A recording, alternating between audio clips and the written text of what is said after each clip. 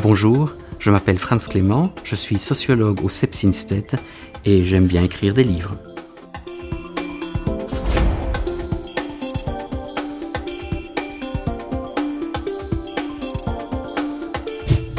Was war deine Motivation für Forscher zu gehen?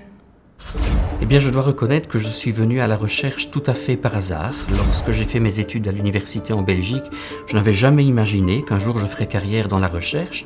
J'ai d'ailleurs commencé un premier emploi dans une administration en Belgique. Et puis, j'ai eu l'occasion de rencontrer certains qui allaient devenir mes futurs collègues au Sepsinstedt. Et c'est grâce à ces contacts que j'ai pu rejoindre leur équipe. Et cela fait maintenant plus de 16 ans que j'ai entamé cette carrière dans la recherche scientifique au Seps. Wie lange muss ich studieren für einen Beruf zu machen?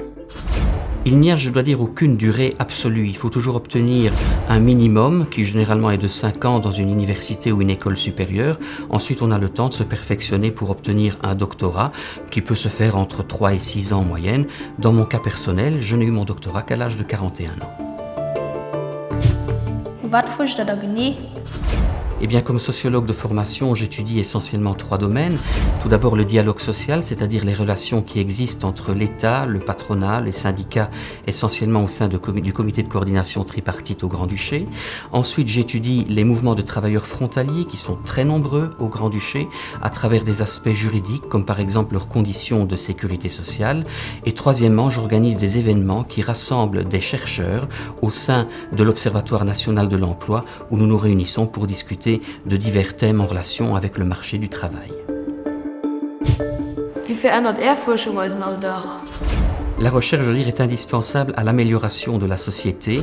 Elle permet par exemple, dans le cas de ce que je fais ici au Grand-Duché, de mieux connaître le fonctionnement des institutions du pays et de voir comment finalement tous les citoyens du pays, qu'ils soient résidents, travailleurs frontaliers, étrangers, nationaux, peuvent prendre une part active dans les institutions nationales du Grand-Duché.